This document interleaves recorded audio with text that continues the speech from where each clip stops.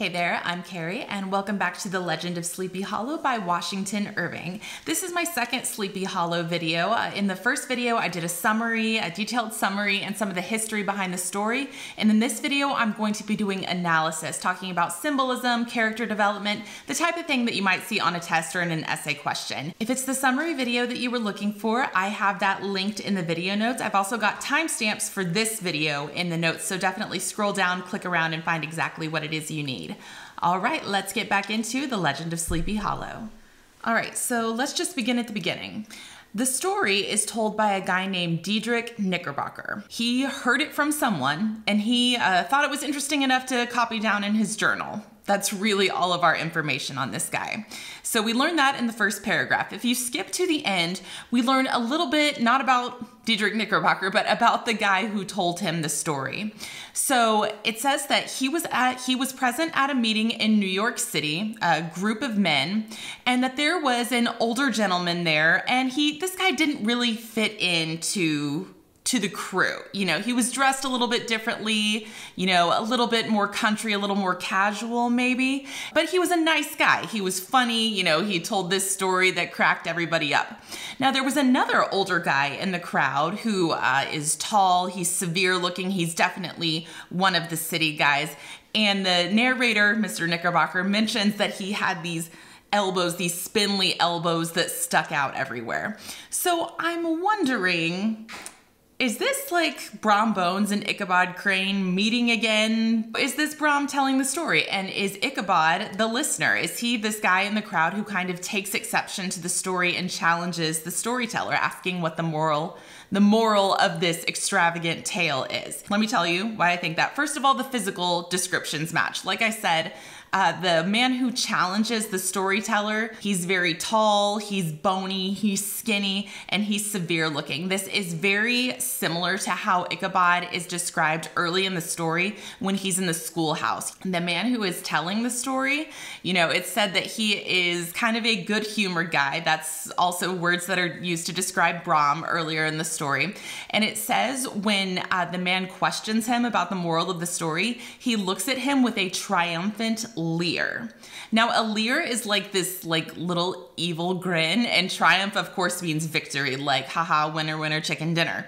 So that is also similar to a description of Brom earlier in the story when people tell how Ichabod was chased away by the Headless Horseman. It's said that Brom looked exceedingly knowing. The physical descriptions definitely seem to match. Now when this tall kind of, you know, mean-looking dude in the crowd challenges the storyteller, the thing he asks for is the moral of the story. The storyteller gives him three. The first one is take a joke as we find it. You know, life will be okay if we take a joke as we find it. Again, this matches Brom because he's saying like, dude, take the joke. You know, just smile and laugh like everybody else does. Brom is a prankster. The second moral is he that runs races with goblin troopers is likely to have rough riding. So this means two things. First of all, there's the literal bit where Ichabod races the Headless Horseman to the church bridge, and he's saying like, dude, not a good idea. But assuming that Brom is actually the Headless Horseman kind of makes me think he's telling Ichabod like, look, you knew you were out of line. You were trying to steal my girlfriend. You were being slimy, and you got what was coming to you. The third moral that the storyteller gives is for a country schoolmaster to be refused the hand of a Dutch heiress is a certain step to high preferment. So remember, Ichabod was turned down by Katrina. She was not interested in him. High preferment means like a promotion or even like elected office. So Brom is kind of pointing out to Ichabod, like, if she had not turned you down, you wouldn't be where you are now. You know, you're a lawyer, you're a published writer, now you're an elected official. Things have gone pretty well for you, and so just move on. Now the listener still isn't really liking the story. He says, well, I still have my doubts. This story is too extravagant. It's too over the top and frivolous. If this is Ichabod, then he has kind of rejected his old ways. Once upon a time, he loved a good ghost story, and now he's like, no, that's silly. I'm not having anything to do with that. Now the storyteller says like, well, you know, don't sweat that it's extravagant because I don't even believe half of it myself. If this is Brom, he's kind of he really is holding to his old habits. You know, he still likes to tell a funny story. He still likes to take a serious subject and make light of it. Remember at the quilting frolic when everybody's telling these dark, gory ghost stories, Brom pops in with, oh yeah, I've seen the Headless Horseman. I challenged him for a drink and he didn't pay up. You know, he likes to approach kind of these tough moments and try to make it easier by making a joke. If Bram is the storyteller, then Ichabod is definitely the butt of the joke. We are meant to be laughing at him. We are meant to see him as a humorous figure, as a funny figure, even, you know, kind of as an idiotic figure. So keep that in mind as we look more at Ichabod's character. All right, so some specifics about Ichabod. First of all, he is from Connecticut, so he is an outsider to the Tarrytown community. In appearance, he's frequently compared to birds. So first there's his name. His last name is Crane, which is this bird that's very tall but has these tiny, skinny, kind of ultra long legs. It's said that he has the face of a snipe, which is actually like a smallish bird, but it has a very, very long beak. So it's saying that his nose is too long for his face. And even when he's riding his borrowed horse, Gunpowder, it said that the narrator says his elbows stick out, so it looks like a bird flapping its wings down the road. As a school teacher, he symbolizes intellectualism and organized formal education. In spite of being the symbol of brain power in this community, he does a lot of like nonsense things. Like he has this idea that he is going to secure the schoolhouse from the outside in, so that anyone who breaks in won't be able to get out. So he has all these very complex ideas that don't really add up to anything. So he's kind of a laughable figure. He also reads Cotton Mather. That is his favorite author. Now, I talked more about Cotton Mather in the history video, but really quickly, he was a Puritan minister in New England, and in a lot of ways was a very accomplished man of science, but a lot of his contributions to the scientific community have been completely forgotten because of his role in the Salem witch trials. So two of the books in Ichabod's possession are Cotton Mather's History of New England Witchcraft and A Farmer's Almanac, which it doesn't say it's Mather's Farmer's Almanac, but there is that connection there. The thing is, as a teacher, you would think that the almanac would be the one that he's constantly referencing, you know, teaching the kids about science and about nature. But that's only mentioned, you know, just for a second at the end of the story. It's really the history of New England witchcraft that he's very interested in, and it's kind of his prized book. It kind of draws a parallel between Ichabod and Cotton Mather. You know, these educated guys could be very gifted intellectuals, but it's kind of overshadowed by this streak of superstition that goes through them. Had to turn some lights on there. Starting to get a little bit dark outside. As a teacher, we don't really know what Ichabod's like intellectual interests are. We just know that he really focuses on corporal punishment. He has a ruler that he like smacks the kids with. He's not really equal with his treatment of the students. It's said that he kind of avoids disciplining the boys. He only teaches boys. There's no girls in his school. Avoids disciplining the boys that are kind of smaller and skinnier, and he's much harsher on the boys that are a little bit stronger, a little bit more athletic. So that shows there is some bias in his mind against what he perceives to be this outdoorsy type, a little bit more traditionally masculine. He's got some hostility there. Now let's talk about our female lead, Miss Katrina Van Tassel.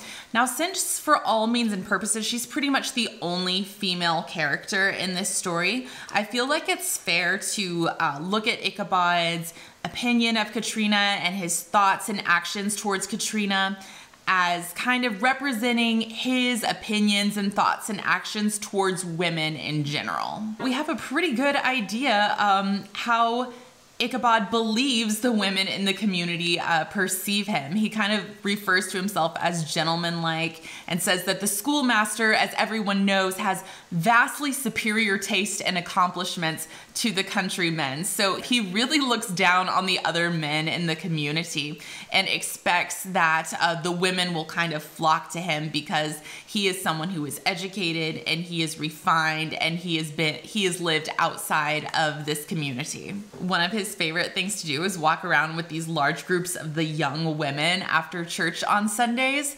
And the way that he, you know, amuses them and entertains them is he reads the epitaphs on tombstones. Because there is nothing dreamier than a guy who will read a tombstone for you. Am I right? Here's the thing. I've not been to Tarrytown, New York, but I have been to some historic New England cemeteries, and there's not a bunch of wit and witticisms and, you know, wisdom and proverbs and everything on these tombstones. It's like a name, maybe some family information, year of birth, year of death. That is it. So that's all he's reading to them. It's literally, he's just reading the family names off of these tombstones, and he sees that as very entertaining for them. He's really doing them a favor. Ichabod has kind of no concept of social cues here.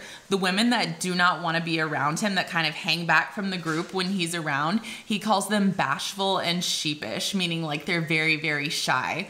And what he thinks is happening is, you know, these women are so shy to be around him, you know, the school teacher, that they're just, you know, they're just overwhelmed by his presence. They need to step away to try and collect themselves. He's got a very high opinion of himself as a ladies' man. So let's go ahead and zero in on Katrina herself. The physical description that we get of her is that she is plump as a partridge.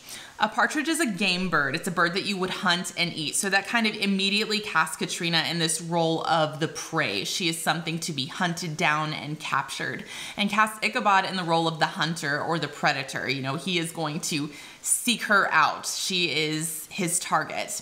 Now, the full description is plump as a partridge, ripe and melting and rosy-cheeked as one of her father's peaches. What this means for Katrina physically is she's curvaceous, she has a gorgeous womanly figure, and she has a nice complexion. She has nice, healthy coloring in her cheeks. The author is really making something of the fact that Katrina is healthy. When it says that she's plump, that just means she isn't starving.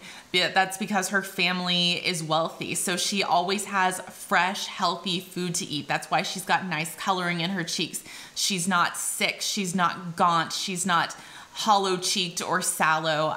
She's just the picture of youth and health. Now, if you think it's weird that Ichabod always compares her to food, that's because it is weird. That's a weird thing to do. If he's not thinking of her in relation to food, he is fantasizing about her serving him food. And the reason for this is food in this story is a symbol of wealth. As I mentioned, Katrina has this gorgeous womanly figure because she is not starving. Her family has a prosperous farm, and she is not worried about where her next meal is going to come from.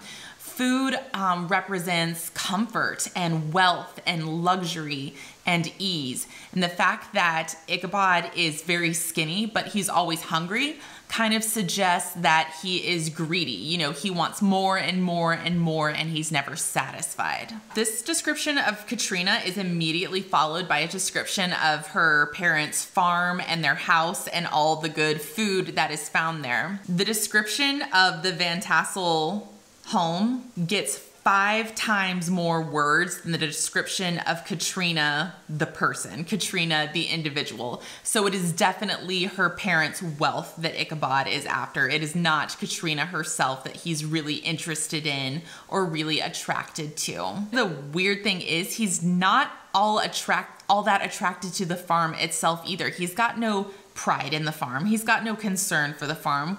What does he want to do? He wants to take it and turn it into cash. He wants to sell everything there and take the money and take Katrina, and they are going to go to the frontier and be pioneers. That is kind of his ultimate dream, as he sees himself out on the frontier, you know, living that pioneer life. Of course, the ironic thing is that if Ichabod can't even stand to do regular farm work, the odds of him making it out on the frontier, Like, it doesn't look good.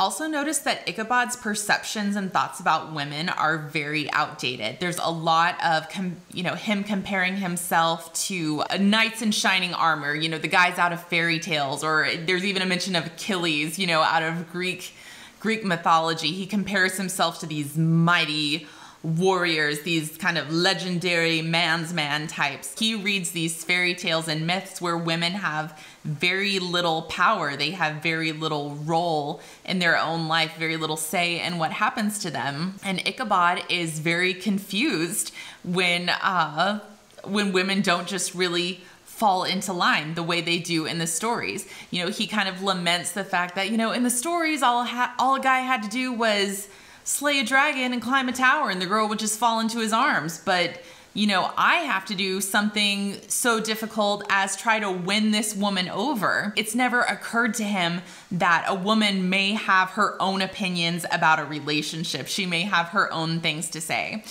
The actual descriptions of Katrina's personality are really not very complimentary. He calls her a coquette, which means a flirt. Well, she's messing with me. She's confusing me and she's doing it on purpose. She just wants to mess me around because she's a flirt. He also says that she's full of whims and caprices. So both of these mean she's impetuous. She's very impulsive. She doesn't think things through. She has these sudden changes of mood or sudden changes of temper, and there's nothing reasonable about it. Maybe she really is throwing a temper tantrum. We don't know. But it sounds like anytime Katrina changes the subject or expresses an opinion that Ichabod doesn't like, he kind of labels it as, well, she's being childish, she's being fanciful, she's not being reasonable, which is funny because he's the one that can't do farm work but wants to go to the frontier. All right, now let's talk about our other leading man, Brom. His real name is Abraham Van Brunt. He goes by Brom Bones. So physically, he is the opposite of Ichabod. The narrator says he has a Herculean frame, so he is buff and athletic and agile. He's also a lover of the outdoors. He really loves horses, especially. He loves fast horses. He likes race horses. He likes difficult horses, horses that have a lot of personality. He also loves dogs. One of the pranks that he plays on Ichabod is he trains this dog to start howling whenever Ichabod starts singing, and then he leaves the dog at Katrina's house to interfere with her voice lessons. I personally think that deserves the Nobel Prize for Science, but that is just me. So anyway, he is an outdoors guy. And you can see that Ichabod kind of looks down on that because the adjectives that he throws at Brom are words like rustic, so country, backwoods, uncouth, which means very unrefined or awkward, and he compares him to a bear. So these two guys really represent two competing versions of masculinity. Brom being the kind of man of the land, outdoor type, and we've got Ichabod being the refined, educated, more formal, more city type. Now, Brom is really the one who is favored in this community. The whole community likes him. Even when he pulls pranks, everybody just kind of rolls their eyes and chuckles. Part of this might be because he is one of their own. He grew up there. The girl that he wants to marry also grew up there. He also kind of represents their history. The first Dutch immigrants on the scene in New York were farmers and fur trappers. Now, Brom wants to spend his life on a farm. When Brom goes around in the winter, he has a fox fur cap. So that's kind of a salute to their ancestors, their Dutch ancestors who were fur trappers. The community does not fully embrace Ichabod. They're very suspicious of him for the most part. The family that he's staying with, the Van Rippers, by the end of the story, he's saying that his kids aren't even going to go to school. This is so weird. My kids aren't even going to be in school. I don't like this. Also, the community schoolroom is in total disrepair. That shows that the community doesn't really have any respect or regard for formal education. Now, where do these two competing forces meet? At Katrina's house, of course. Let's talk about some of the courtship rituals that would have been in place. So courtship is a word that we don't use a whole lot anymore, but what it means is two people getting to know each other with the intention of marriage or deciding on marriage. We're gonna get to know each other with the thought that maybe we want to move in that direction. The way that courtship was done was on Sunday afternoons and evenings. That's because that was their only day off. Sunday mornings you go to church, Sunday afternoon and evenings you don't do any work. That is your free time. So you could either see your friends or you could see your significant other or the person you were hoping you could make your significant other. So what would happen was a man would go to the woman's house, present himself to her, present himself to her family, and it sent a very, very clear message. There's no work on Sunday, so he can't be there on a business thing. I am here to see you. I want to get to know you. I want you to know me. I want your family to know me. I want us to consider if there could be some kind of future for us. It's, you wouldn't say that verbally, but that is the message that comes across to the woman. So it does take some risk on the man's part. He has to let the woman and her family know what he's thinking, but also the community knows what he's thinking. The man and the woman would never be alone together while they were courting, as it were. These visits would be chaperoned to be sure that no impropriety took place. Now, if you think all of these are like weird rules, yeah, probably some of it is. The point of it all would be to protect the woman's reputation. 200 years ago, legally, really in every sense of the word, men and women were not on equal footing. They were not even close. Men could do, relationship-wise, men could do pretty much whatever they wanted, whereas a young woman, any kind of impropriety, even the rumor of it, even like a suggestion of it, could completely derail her future. Like, no exaggeration, it could ruin her life. She could lose any chance of getting married. She could be disowned by her family. She could be abandoned by her friends in her community. What few job options might be available would probably evaporate because no business, no school, nobody wants to be associated with a woman of low morals. So the community and the woman's family would kind of put these guidelines, these guardrails in place to try and keep the young woman just as safe as possible. Think about it in a corporate setting. In the last few years, a lot of companies have made big strides to try and prevent harassment in the workplace. And what some of that looks like is saying, like, their policies are, we don't do closed door meetings. Any meeting is going to be open door. Every office will have a window in it. During an interview or an employee review, you have to have HR present. 2 people don't work late together. You have to have at least 3 people in the building. All of this is to try and prevent harassment and other harmful behavior in the workplace. So all of those extensive rules regarding how men and women could interact with each other was to protect the woman who was in a much less powerful position than the man. With all that in mind, Brom is the one who's doing the right thing here. He's showing up at the proper courting time, on Sunday evenings. He's presenting himself to Katrina, presenting himself to her parents, giving her and her parents, of course, the chance to send him away, to say, no, you're not welcome in our house. We don't want to see you. It's also, protecting her reputation, because he keeps her parents right there every step of the way. Ichabod is not doing the right thing. He is nervous to show up to court her. So how does he arrange to see her? He shows up to give her extra voice lessons, to give her private voice lessons. And he shows up on weekdays when her parents are busy with the work of the farm. And he doesn't show up, to see her, to hang out with my friend or to court or anything, because that would cause her parents to chaperone them. He says, I am only here to teach her. For one thing, that's really unethical because that is abusing like the student-teacher relationship. Katrina may not even realize what's going on here because she came to volunteer to be in the choir. She likes to sing. She may genuinely want these voice lessons. He is lying to her and to her parents to get her unchaperoned, to get her alone. And he's just not protecting her reputation. Again, even a suggestion of any kind of impropriety, any kind of improper behavior could totally derail a woman's future, even a wealthy woman like Katrina. So this is very slimy. What he's doing, that does not demonstrate affection because his actions, as he well knows, could put Katrina in danger. Now, the community may not know what's going on there, But Brom definitely does. And that is when he starts pulling these pranks on Ichabod. Ichabod just kind of avoids Brom because he thinks Brom wants to fight him. Maybe Brom does, I don't know. But Brom may also be just trying to like goad him into declaring his intentions. Come on, dude, out with it. Like, if you like her, say so and let her decide. Because I'm irritated with Ichabod, I'm willing to give Brom some grace on these jokes. All right, on to the quilting frolic. Once upon a time, communities would kind of, because their days were long, their work was hard, they needed an excuse to get together. And whenever someone had a really big project to tackle, you know, you may have heard of house raisings or barn raisings, something that a family really couldn't do just on their own, they would have a party like, hey, you know, everybody come, help me get this one big thing done.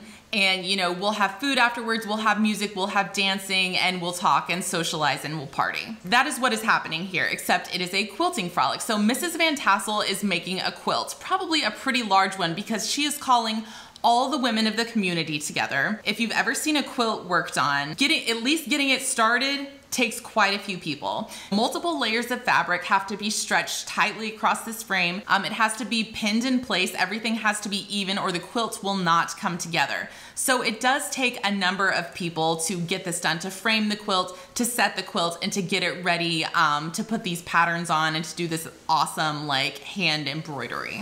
A quilt is a pretty big undertaking, especially one, you know, if Mrs. Van Tassel is needing all of her friends to come over and help her frame up this quilt and get it set and get it going. This is a sizable quilt. This is not like a baby blanket. This is not a tea towel. This is something that is probably big enough to cover a double bed or a queen-sized bed. The patterns and the embroidery and everything would take weeks, possibly months of work. You would not make a quilt unless it was for a very special occasion, because there are many faster and more efficient ways to make a blanket. This makes me wonder, are Bram and Katrina already engaged? Because this sounds a lot like a wedding gift. You know, I think this is probably Katrina's wedding quilt that she is calling all of her friends together to work on. You know, hey, my daughter's getting married, come work on this special project with me. You know, it's like an unofficial bridal shower almost, because the women have spent all day together getting this quilt started, and then the men join them afterwards for dinner and for dancing. And when the men arrive, who is the star of the show? Who is the hero of the evening, as the narrator says? It's not Mr. Van Tassel, who is, you know, it's his house and he is the host.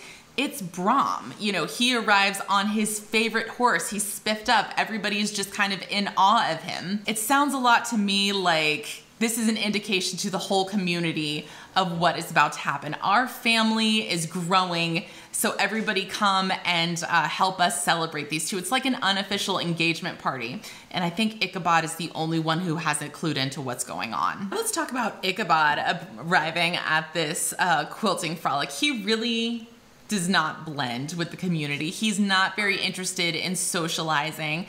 When he describes the other people who are arriving, he uses words like spare, withered, and antiquated. These are not complimentary. Like, he's looking down on these people like, wow, these people are backwoods. He is not very happy to be around them, which is evidenced by the fact that he's not having conversations. He just goes straight for the food, the feasting table. Now remember that food is a symbol of wealth here, and that shows that is the only thing he's there for. While he's eating, the narrator says he was chuckling with the possibility that he might one day be lord of all this. So he's not thinking, oh, you know, how great is this food? You know, I love these Dutch immigrant communities, or oh, how generous of the Van Tassels to invite everyone over and to include me. No, he's thinking, I will one day be lord of this. You know, lord meaning I'm going to sit up in my tower and look down on all of you. He cannot wait to hold it over the farmers and to hold it over any other itinerant school teachers who may come to town. Now, I do want to talk a little bit about his interactions with the people of color in this community. New York State started phasing out slavery in 1799, but the way they did it was anyone who was born after 1799, whose mother was an enslaved person, that person would be free, but first they had to serve as an indentured servant until at least age 25. Indentured servant means you do not get paid, you have to accept whatever treatment you're given, you really don't have any legal rights, you have to do whatever you're told whenever you're told to do it. If you think that doesn't sound very different from slavery, you're right. The servants of the Van Tassels and other families in the community are probably indentured servants. Now, Ichabod looks down on everyone in this community, but especially people of color. When the messenger from the Van Tassels arrives at the schoolhouse to invite him to the quilting frolic, Ichabod thinks that the man is making an effort at fine language. He thinks this young man is so in awe of him that he is trying to refine his speech in order to impress Ichabod. He also kind of mentally accuses this man of having an air of importance. This has huge racist undertones. It's very similar to when a person in the South would use the word uppity. It's kind of like saying, like, how dare you act like what you're doing is important? How dare you act like you have somewhere else to be other than talking right here to me? Also, when he is actually at the quilting frolic, this party at the Van Tassels, there is some music and dancing. Now, Ichabod takes great pride in his dancing, and he notes how all of the servants are looking in from the windows and doors, and that they've got these big smiles on their faces, big smiles of admiration, he believes, because they are just so in awe of his grace at dancing. Now, here's the thing. Remember that Ichabod is supposed to be the butt of the joke here. Ichabod is the laughable one. The narrator compares him to Saint Vitus. You know, he says, like, it was like Saint Vitus had come to the quilting frolic. Now, Saint Vitus is the patron saint of dancers. However, there's another association here. Saint Vitus dance is a nickname for a neurological disorder called Sydenham's chorea. So the chief symptom of this is the patient will have like these very jerky, uncontrollable movements in their arms and legs. So when the narrator compares him to Saint Vitus, you know, he says he's clattering around the room like Saint Vitus, I don't think he's paying him a compliment. And most likely the servants who are watching that Ichabod thinks that they're just in awe of him, probably they're smiling because they're laughing at him. What I do think we have to ask ourselves is it effective? If Ichabod is meant to be the butt of the joke, is it clear that he's the stupid one here when he makes these racist remarks? I would encourage you to go back, look at the text, look for these allusions like I talked about with St. Vitus dance. Is it effective as satire? Is this clearly sarcasm? Is Ichabod clearly the butt of the joke? Or is the author just being racist? All right, last thing before we wrap up, let's talk about our third male lead in here, and that is the Headless Horseman himself. Now, the Headless Horseman is said to be the ghost of a Hessian soldier who was killed in battle near Tarrytown. If you watch the first video, I talk a lot more about the Hessians, who they were and where they came from, but really quick, they were kind of an elite army unit from Hesse, which is a state in Germany. They were brought over by the British to assist with the American Revolution. They were very, very feared by the Americans. For the ghost of a Hessian soldier to be roaming around, it would definitely make sense that he is like the boogeyman of this community. He is like the chief ghost. It's a very appropriate choice for New York State. I'm assuming that the Headless Horseman that shows up in this story is actually Brom Bones in disguise. We get a little evidence towards that by the description of the horse that he is riding. And we can also look at the horse Ichabod is riding as well. So Ichabod is riding Gunpowder, this borrowed horse that he got from Hans Van Ripper, still an awesome name, that he got from Hans Van Ripper. And this horse, just like Ichabod, is very skinny and spindly. Its ribs stick out. It moves very awkwardly. The narrator says he has a U-neck, which means that he's not very muscled up. And also he is blind in one eye. So when the Headless Horseman actually comes up beside him, for a while, Gunpowder is totally chill with it because he can't see the other horse. The horse that the Headless Horseman is riding, we're presuming that is Daredevil, Brom Bones' favorite horse. It says he has a powerful build. Brom is Herculean. He has black hair, just like Brom, and that he's full of mettle and mischief. So these two horses definitely match the two guys who are riding them. Gunpowder has kind of a symbolic thing going on here because he's blind in one eye. He cannot see Daredevil on the other side of him. That could kind of be suggestive of Ichabod is kind of like had a blind side here. He's been completely focused on Katrina and completely blind to the fact that she has a relationship going on with Brom. Of course, the Headless Horseman really could be the Headless Horseman. He could be the ghost of this Hessian soldier. And if he is, we can look at that as symbolic as well. First of all, he's undead, he can't be killed, and he's faceless. So he cannot be questioned and no one can be blamed for whatever happens to Ichabod. He's a soldier, a Hessian soldier, which means that he is a fighter. Ichabod would not be a match for him. Remember, he runs from the possibility that Brom might want to fight him. So the Headless Horseman is kind of the chief of the ghost community. They're in Tarrytown. He's kind of the boss ghost. The fact that he is the one that chases Ichabod down is suggestive of the fact that the community does not like Ichabod. He does not belong here, and they want to shoo him away. And so the Headless Horseman is kind of the symbol of the community doing that, you know, just shooing him out. The Headless Horseman is also a symbol of nature. He's not a ghost that is stuck in a haunted house. He's not stuck to a graveyard. He's not stuck to a particular place or object. He can go wherever he wants. He belongs to the open land. He belongs to the natural environment. And Ichabod is very frightened of the natural environment. Remember, this is the guy who loves ghost stories, but cannot stand to be alone outdoors. He's afraid of the dark. He is afraid of this open space with all of its weird sights and sounds. He does not like that at all. So the Headless Horseman being the one to tell him to leave town is probably a pretty fitting goodbye party for Ichabod Crane. All right, so the sun is going down, which means the ghost will be out soon, and that's good timing because that is all that I've got on the Legend of Sleepy Hollow. I hope some of that was helpful to you. If it was, please like and subscribe and turn on the notifications so you know when the next story becomes available. If you had a different story that you were interested in or a particular author, definitely drop that in the comments and I'll see what I can do. All right, best of luck to you, and I'll see you in the next chapter.